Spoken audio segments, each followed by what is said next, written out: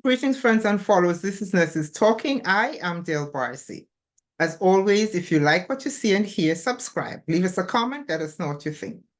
Here on Nurses Talking, we speak to nurses anywhere in the world and at any stage in their nursing journey. And today, I am very thrilled to welcome Danielle Gibbs. Danielle is a registered nurse out of Ontario, Canada. She's also an educator, and she has ambitions to be a nurse practitioner. So, welcome, Danielle. Thank you for having me, Dale. I appreciate it. My pleasure, my pleasure. The first thing I always want to know is why. So, why are you a nurse? What brought you here? A little bit of a controversial topic. I actually never wanted to be a nurse. I wanted to go into writing. I wanted to be an author and publish really famous, best-selling books. But my parents wouldn't let me. So I'm from the Caribbean. I have Jamaican parents, and my mom said, she's like, that's not realistic as a profession. She's like, how are you going to feed yourself? How will you buy a house on that income? What if your books don't sell? So she basically decided for me what I was going to do. And she said, hey, if you do the 4 years and you find you don't like it, you'll be able to afford to become an author. So yeah, I ended up doing nursing, and I was pretty positive that I was not going to like it, and I did, and I'm still doing it. So obviously, my mom made a right decision for me. I still want to write, but just I still just do it as a hobby. I write stories and poems, and I have a little blog that I post them to. I'm hoping to do it more once I'm done with my accolades for nursing. But right now, I just want to focus on nursing because I actually do like it. Okay. And so you came through kicking and screaming, so to speak, and now you like it. What precisely do you like? I think I always thought that maybe healthcare didn't suit me because I was more like a sociology, like arts type person. Those were the Mm. courses that I excelled in. I never thought I was excelling like biology, chemistry, anatomy, and physiology. So I think just proving to myself that I could do it made me like it even more. I was like, huh, I'm actually not too bad at this. And then once you start getting compliments from patients, like, oh, you're doing a great job. Oh, you're a really nice nurse. You start getting gifts and like little presents and stuff. You're just like, oh, okay, I guess I could do Yeah, but surely there were some challenges. yes, there's always challenges, especially like as a nurse of color. Mhm. And I started my career in rural Ontario, so like a 14-bed hospital. And I feel like the challenges there are kind of more, especially as a person of color, as opposed to in an urban area with a 5,000-bed hospital or whatever. Yeah, yeah, yeah, exactly. I get that. I get that. But you have worked in quite a few areas. Yes, and I think well, I think I know. It was kind of deliberate. So when I was in nursing school, I worked part-time as a peer tutor. So I would teach students who were like a year below me the courses that I did well in. So anything I got 80% or over, and I had the capability to teach or mentor them on. And I also worked at Kumon, like the Math and Reading Center part-time. So my experience with like nursing professors is that they don't always have a lot of context in their teaching or experience in their teaching, depending on like how young they were when they, got into education. And I always thought I want to be like that because I know I like teaching from being a mentor.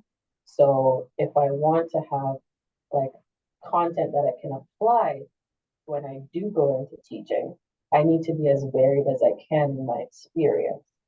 So that was like one of the reasons it seems like I've been all over the place in terms of the specialties and the different units that I've tried. Because I'm just like, okay, if I were to teach this, I don't have this background. How do I get this background? Time to change jobs. If I feel like I'm getting comfortable, time to try something different. If I feel like I'm not learning anything new, let's try something else. Yep. I get that. I get that. And fortunately, your mother again was right, and you are in a profession where that allows that kind of flexibility. Yes, yes. She's right about some things for sure. Yeah. So what do you where are you now? In what kind of area? So currently I am a clinical educator for perioperative services, so the post anesthesia care unit, the day Yeah, yeah. surgery unit, the admission clinic. But I started my career in long-term care to show you how far that I've progressed Yeah, in yeah. terms of the things I've tried. Yeah, yeah, I get that. I get that. I also started my I didn't start in long-term care. I kind of ended up in long-term care, but initially when I started as a nurse, I wanted all the adrenaline pumping and all of that kind of thing. So I was the OR, ER, ICU, CCU kind of nurse. And then somehow I ended up in long-term care. But yeah.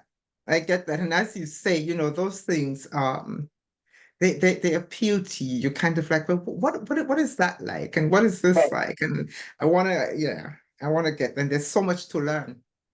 Yes, there's Yeah. lots. Yeah. It's hard to, I typically ask people what their specialty is because for me, it's hard to settle in a particular specialty. That's not my personality. There are some Right. personalities that they find their niche early, and it's like, boom, this is where I'm going to be, and this is where they stay. Yeah, and I think when I first started nursing, I was just like, I just want, that med surg unit, and then I'll just stay there for the rest of my life. But then I bought a house and I had to pay the mortgage, and the only full-time jobs available were in Emerge. So I was just like, okay, I never wanted to work Emerge. I never thought I was suited for a high-paced environment. And I was just like, okay, well, to pay my bills, I'll bite the bullet. And then I stayed at Emerge for 3 years, and then before going to ICU. So it was just like you don't knock it until you try it, right? I had all these misconceptions that I might not like it, but my personality actually like meshed well with the environment because I don't really buckle under pressure, stuff like that. I have this really dry, flat affect. So I was able to, like react well in those situations. And I never thought that I'd be able to. Yeah, yeah, yeah, yeah. And that really is one of the goals of this channel is because I really want nurses to see what's out there, what nurses are doing, what they can do. Because very often, as you just said, we don't think that we are suited to certain things, or we don't actually see it or see other people talking about it. We see it kind of tangentially as we pass other people going to their various spaces, but we don't really see what they do. And I want people to hear people Right. talking about what they do. So Yeah. awesome, And awesome, there's so much awesome. variety too. So much, so much. Every time I think I know, it turns out I don't. You There's don't know. more. We add new fields every day, new specialties, subspecialties. I know. Every specialty has like 10 subspecialties, and it turns out like I don't. But though, what do you think you'd like to see change in nursing education, nursing life, period? Well, I have a few bones to pick. Mhm. But the main thing I would want to see change is just the inherent biases for people of color. Because I know in Canada they didn't open nursing school to people of color until like the 1940s, whereas nursing school started in the 1870s. And you would think that Canada would be a little bit more progressive than the United States in terms of like discrimination because of all their policies and everything that they stand for in terms of like advocacy. But you still don't see a lot of nurses of color in like the emerge, the intensive care, like labor and delivery, any like acute care settings, NICU, those kind of units. You also don't see a lot of them in leadership roles and education roles. I went to school for nursing in Toronto, which is like the most diverse place in all of Canada, like not Yeah. just Ontario, but all of Canada. And in my program, I had three professors of color, and it didn't make sense because the population for the students were like 90% people of color, but like all the faculty were non-people of color. And then it's hard to find like the mentorship when you don't have people of color in those spaces because they don't want to advocate for you because they don't want you in those spaces. Yeah. And then it's like this trickle down effect. And I'm just like, I wish I had the mentorship that, like my white classmates had because they were able to like advance quicker into like the leadership roles. They had the support of their professors, their mentors, other nurses. Mhm. So I think that's something that should change. And it's not something that we're trying hard enough to change. Because I'm like, if we're not changing like the demographics, then how are we going to adequately care for the population that we serve? Because the Yeah. population is diverse, but the staff aren't. You don't have diversity in your staffing, so then you have, implied biases that you're forcing onto the patient that may not be the case. The stigma we're progressing for like mental health populations, substance abuse, all those things we're just continuing to like just extend. And that's just gonna worsen our health disparity. So I think something that should change is just addressing that bias from a nursing perspective and breaking down the barriers that prevent nurses of color from entering those spaces. Yeah. Yeah. Yeah. Yeah. Yeah. And sometimes it's really overt. Um, Right. Oh, I work rurally. I'm pretty much aware. But that was the other thing. I moved to an urban area, a bigger hospital, a teaching hospital, a regional facility. And then when I started in the ICU here, there were like maybe two nurses of color. And I'm just like, there's over 100 nurses on this unit. It's a major city in Ontario, yeah. and there's like less than a handful. Yeah. Yeah. Yeah. Yeah. Yeah. And so it's going to have to be up to us to push our way through those doors. Yeah, No one's gonna yeah. open it. No one's gonna open No. it. Trust And me. that's the hard part, especially when you see the younger generation and they can't deal with a lot of anything. You like you look at them like funny and they have like a mental breakdown and need to have like a week off. Or I teach on the side with a college and I have like practical nursing students and they cannot cope. They have no coping skills. So I'm like, how are they going to enter the nursing workforce that traditionally eats their young Yeah. when they can't cope with minor things that we had to deal with? Yeah. Yeah. Yeah. Yeah. Yeah. Somehow we're gonna have to work through this. We're gonna have to work through this. So what would you say is your greatest achievement so far? Um, that's kind of hard. But I want to say just proving to myself that I could become a nurse because, like I said, I never wanted to do it. I never thought I'd be good at it. Science subjects were never like my best courses. So reaching graduation was like my first accomplishment. And then I had this like 5 year plan for myself. And, like after 5 years, after I pay off my student loans, I'm going to go back to school. And when I applied for my master's program the first time, I didn't get it. And that was just like, oh my gosh, maybe I can't do this. And I had to like reach out to like other people. I reached out to my manager at the time, and she was just like, you know what? You don't have to do your master's degree in Canada. You can do it anywhere in the world. You can do it in the US, you can do it in Australia, you can do it in the UK. She was like, at the end of the day, for jobs, people don't care where your degree is from as long as you have one. So like I just opened up my horizon there and I'm just like, you know what, I'm gonna apply everywhere and then I will force myself to get the degree that I want. So I applied to like 15 schools. I wasted so much money on the non-refundable application fees, but I went to the first school that accepted me. And then I did my second master's degree. And then I applied for my nurse practitioner and my PhD, and I got into both of those. So, like, just that one hurdle that I had to overcome. Because after failing, I was just like, oh, maybe I'm not cut out to do this. Maybe I'll just be like a bedside nurse for the rest of my life. Just like continuing to try and like prove to myself that I can do this no matter where I have to go to get it done, has been my greatest achievement because I never thought that I would get there. Yeah, yeah, yeah, yeah, yeah. Yeah. As I'm listening to you talk, you made me think of my dad. Uh My dad, my dad used to say, my dad was who worked with the public works department, and he was a superintendent of works. And he used to say that if he sent someone to do something, and this is, this is how he treated us as well. If I send you to do something, do not come back and tell me that there was a lion in the way. I'm not interested in that. Move the lion, go round the lion, go over the lion, whatever, but do what I asked you to do and come back in with a result. That actually reminds me of something my dad told me as well. He probably doesn't even remember this. But he said, there's nobody that's smarter than you, just people who put in more effort. Yeah, I've always like taken that with me. I'm just like, there's nobody better than me. They're just trying harder. They're doing more. So yeah, if I want to be better, I need to do more. yeah. That's it. Ah, dear, oh dear.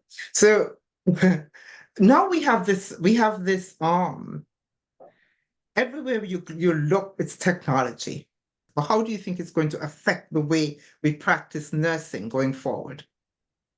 Well, like they always tell us in school, I don't know how it is in the US, that nursing is best practice. So it's constantly changing, right? The way you used to do things 10 years ago is not the way you do things now. The way you used to do things even 2 years ago is not the way you do No. things now. So we're constantly doing research and saying, hey, research shows that this way is better.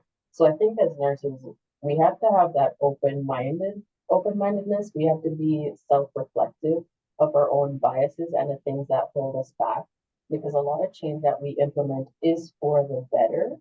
So I think as long as we have that mindset, that should help with the technological changes because we can't avoid it.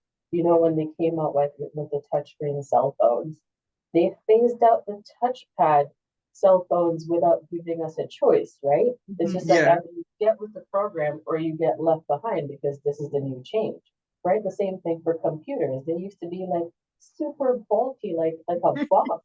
And now they're like a remember my flat first screen one. TV. Right. Now they're like tablets. They didn't give us a choice. They said, hey, this is like the new wave of things. This is the way it goes now. So I'm just like, we have to get with the program for nursing as well. Like paper charting, I mean, I did it, but it wasn't the best, especially when you couldn't read anybody's handwriting. Like the pharmacy used to call us every day, like, oh, what did physician so and so write for the prescription? Like 5, 6 times a day for all their scripts. I'm just like, now with computer charting, I don't have to worry what people were trying to say, right? So I'm just like, Right. a lot of it is for the better. It's increasing accessibility too. So if somebody from another hospital comes here, I can just pull up their file and see what happened there. They're not coming with like a binder full of folders that I Right. have to like flip Right. through. So I'm just like, if that's the future, it's for a good reason, and we should just be open-minded to the change and adapt to it because nursing is very versatile. Like we do a lot, like our scope has increased, our knowledge has increased, so our ability to adapt has increased as well. Yeah. Yeah. And has to. Right. What what would you say is the most essential quality of a nurse? If you could tell me in one word, what would that word be? I actually thought about this because I saw that you asked like almost all the people that you Every speak to. And I realized like a common thing. A lot of people say like empathy and compassion and sympathy. And I was actually at an ethics event last week where a lot half to like almost the whole crowd said the same thing when the ethicist asked the nurses like, what do you think is the most essential quality? And I actually think it's being an advocate because that's essential for patient care, for people who can't speak up for themselves, to ensure that your patient gets like the best quality care, to empower your patient, to Yeah. address all the disparities in healthcare. It's like constantly advocating for them.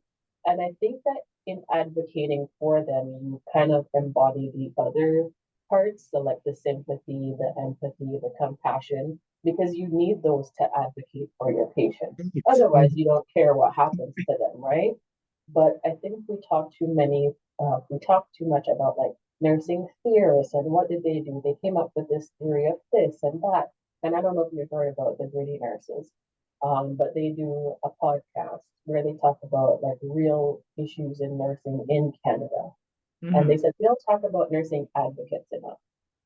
Like, how did this nurse change this policy for this population? What did this nurse do for this?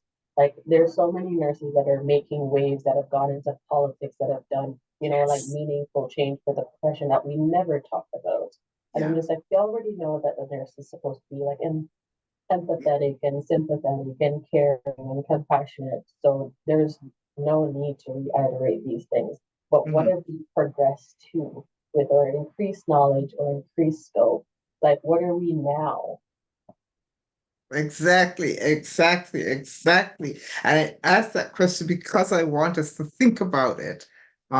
What is it innate? Is it innate? Is it learned?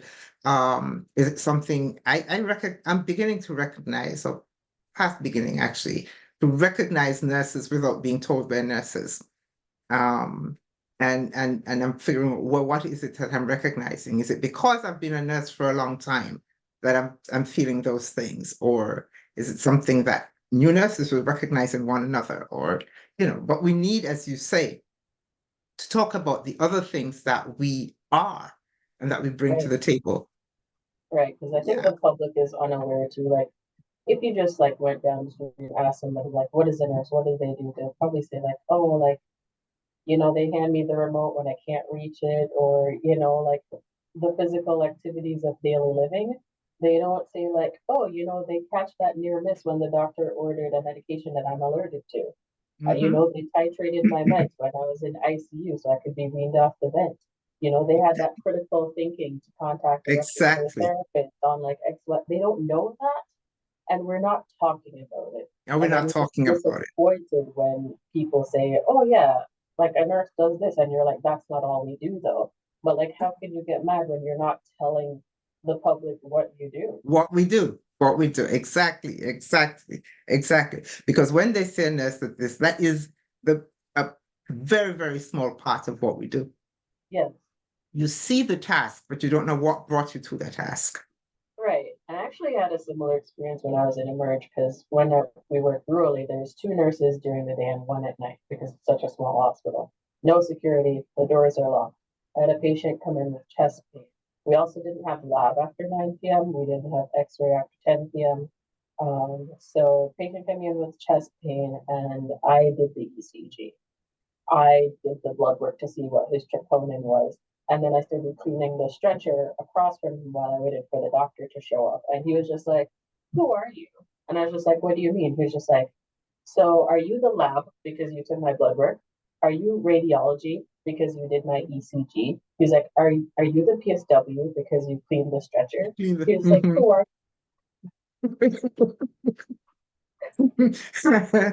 Yeah. Mhm. Our job description somehow seems to encompass everybody else's. you?" Yeah. But the public don't know that. They don't know that. They don't know that. They don't know that. What advice would you give to someone? You're an educator. What advice do you give to your students? Um, like before decide if they want to become a nurse. Mhm. I just tell them to do it. Because nursing has progressed so much that there's so many different areas that you can go into. Even if you don't like blood, you can do administrative work, right? Like it's like my mom told me she wanted to be a nurse, but she didn't because she doesn't like blood. But I'm just like, there's so many different areas now that you could venture into and not have to see blood at all. Like I Yeah. know a nurse that went into travel nursing that recently opened up her own makeup line. Like I know nurses that are public Yeah. speakers, Mhm. motivational speakers. Like Mhm. you're not limited to what you can do just because you're a nurse. There's so many other things that you can do. There are nurses that are comedians. There are nurses that are authors. There are nurses that are podcasters, like beauty influencers. It's just if you want to do it, just do it. And Just do then it. try different things to find out where you fit in or what you like or, where just what's best for you.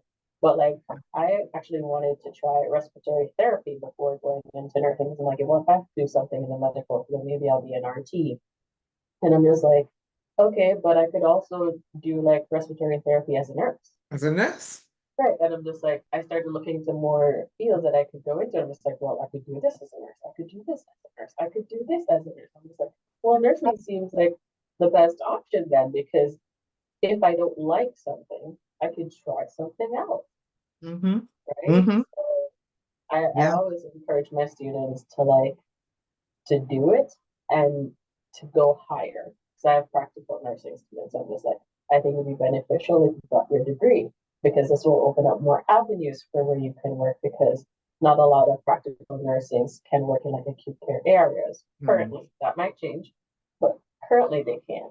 So I'm just like, if you wanted to go to emerge or ICU, that might be a barrier for you as a practical nurse, right? So I always encourage them just like keep continuing your education, progressing yourself, like, doing your professional and personal development, like keep advancing as much as you're able to, because that will open up more avenues for you. Yeah, yeah, yeah. And that's the thing about it, that this nursing education encompasses so much, um, fits you with so many skills and um extracts so much of you from yourself, um, teaches you so much about yourself that it just fits you to do anything you want to Right. do. Yeah, never a bad choice. Yeah, yeah. And never a bad choice. Never a And bad you don't have choice. to do it full time. Like you could do it part time, you could do it casually. It's Yeah, regardless of how often you do it, it's never a bad choice. exactly. Exactly. Exactly. Before we go, Danielle, any gem you'd like to leave us with? Uh, I don't know actually. I never thought about that. Okay. That's cool. You've covered quite a bit anyway. So Yeah, thank you very, very much for doing this. I truly appreciate it. It was good to talk to you. yes, it was good to have this conversation. Okay.